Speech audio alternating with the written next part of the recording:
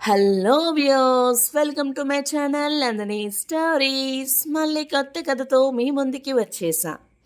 శివుడు ఈ పేరు వింటే పార్వతి, గంగా, నాగేంద్రుడే కాకుండా మరో పేరు ప్రముఖంగా గుర్తుకు వస్తుంది.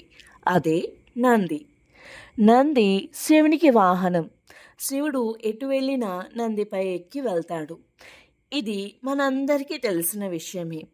అయితే అసలు నందిని కైలాసంలో శివునితో పాటు ఉంటూ శివుడికి వాహనంగా మారే అదృష్టం ఎలా వచ్చింది? ఇది తెలియాలంటే ఈ కథ తెలుసుకోవాల్సిందే. పూర్వం శిలాద అనే మునీశ్వరుడు ఉండేవాడు. ఆయనకు పిల్లలు లేకపోవడంతో శివుని గురించి తపస్సు చేశాడు. శిలాదుని భక్తికి మెచ్చిన శివుడు ప్రత్యక్షమై నీకేం వరం కావాలో కోరుకో అని అడిగాడు. అప్పుడు శిలాద, స్వామి, నాకు ఒకే ఒక్క కోరిక. నాకు పిల్లలు లేరు. నాకు బిడ్డను వరంగా ప్రసాదించు అని అడిగాడు. శివుడు, నీ కోరిక త్వరలోనే నెరవేరుతుంది అని చెప్పి అదృశ్యమయ్యారు. ఓవైపు శివుని దర్శనం, మరోవైపు శివుని వరం. ఇంకేముంది? శిలాద ఆనందంగా ఇంటికి వెళ్ళాడు. మరుసటి రోజు శిలాదుడు పొలం దున్నబోతుండగా ఒక పసిబిడ్డ కనిపించాడు.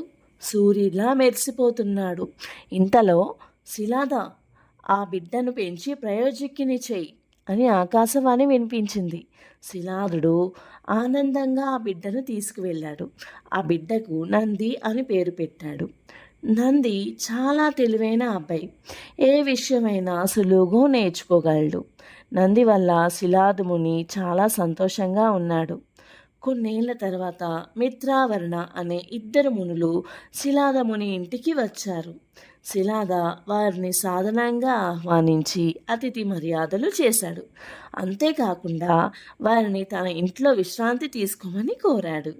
శిలాద ముని వెంటనే నందిని పిలిచి వీరు ఇక్కడ ఉన్నంత కాలం ఎటువంటి లోటు లేకుండా జాగ్రత్తగా చూసుకోమని చెప్పాడు.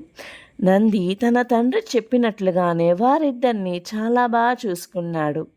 కొన్ని రోజుల తర్వాత ఆ ఇద్దరు మునులు తిరిగి ప్రయాణం అవుదాం అనుకున్నారు. అంతలో శిలాదముని నంది వారిద్దరి ఆశీర్వాదాలు కోరారు. ముందుగా శిలాదుని ఆయుర ఆరోగ్యాలతో నిండు నూరేలు సంతోషంగా జీవించమని ఆశీర్వదించారు.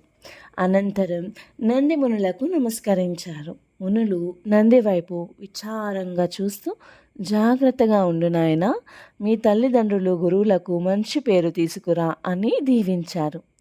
నందిని దీవించే సమయంలో మునులు విచారంగా ఉండటాన్ని శిలాదముని గమనించాడు. వారు వెనకే కంగారుగా పరిగెడుతూ వెళ్ళాడు. మీరు నా కుమారుణ్ణి దీవించే సమయంలో విచారంగా ఉన్నారెందుకు? ఏదైనా జరగరాంది జరగబోతుందా అని అడిగాడు.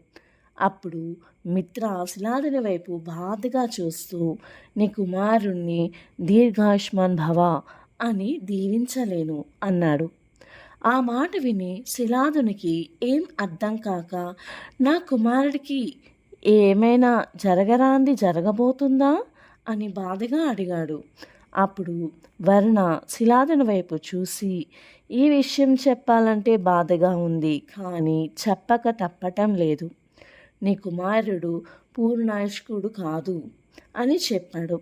అది వినగానే శిలాదుని ముఖం ఒక్కసారిగా విచారంగా మారిపోయింది.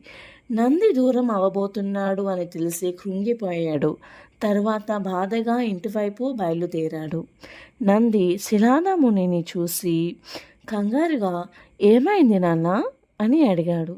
బాధగా మునులు చెప్పిన విషయం గురించి వివరించాడు.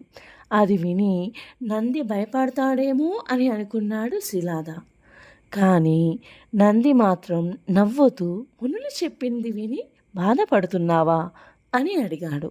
శిలాదునికి ఏమీ అర్థం కాక ఆశ్చర్యంతో చూస్తూ ఉండిపోయాడు. అప్పుడు నంది, నాన్న, నువ్వు శివుణ్ణి చూశానని చెప్పావు. శివుణ్ణి చూసిన వారు ఇలా మునులు చెప్పిన దానిని భయపడవు. నిజంగా నేను మరణించాలని రాసి ఉన్నా ఆ రాత శివుడు మార్చగలడు. ఆయన గొప్ప దేవుడు. ఆయన ఏదైనా చేయగలడు. మనం ఆయనను పూజిస్తున్నాము. ఏదైనా జరిగితే ఆయన చూస్తూ ఊరుకుంటారా అని అన్నాడు. నంది మాటలకు శిలాదముని అలా చూస్తూ ఉండిపోయాడు. నంది, నాన్న నన్ను దీవించు అంటూ నమస్కరించాడు.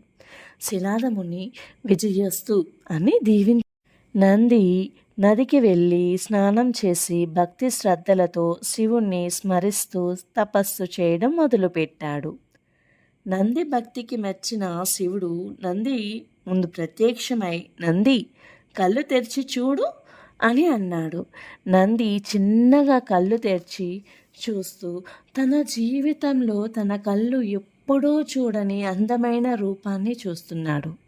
శివుడు అందమైన రూపాన్ని కళ్ళతో చూసి గుండెల్లో బంధించేసుకున్నాడు. అలా శివుణ్ణి చూస్తూ ఆయనను అడగడానికి ఏమీ లేదింకా.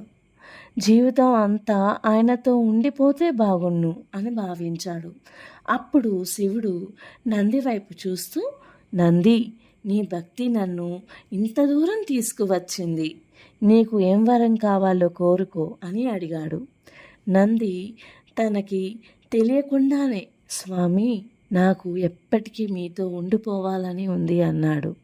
శివుడు చిన్నగా నవ్వి, నేను ప్రయాణించే నా వాహనం ఎంతో దూరమైంది కాబట్టి నీ ముఖం ఎద్దు ముఖంలా మారితే నువ్వు నాతో పాటు కైలాసంలో ఉండవచ్చు. నా గణాలకు అధిపతిగా కూడా అవుతావు. ఎప్పటికీ నాకు వాహనంలా స్నేహితుల్లా ఉంటావు అని అన్నాడు. నంది భక్తితో కళ్ళు మూసుకుంటూ కళ్ళ నుండి ఆనంద బాష్పాలు రాలాయి. శివుడు నందిని ఎప్పటికీ తనతో పాటు ఉండిపోయే వరాన్ని ప్రసాదించాడు. అప్పటి నుండి నంది వాహనంగా, ద్వారపాలకుడిగా మరియు శివుడి గణాలకు అధిపతిగా మారిపోయాడు. నా ఛానల్ మీకు నచ్చితే లైక్ చేయండి, షేర్ చేయండి, సబ్స్క్రైబ్ చేయండి. మళ్ళీ కొత్త కథతో కలుద్దాం. Until then bye.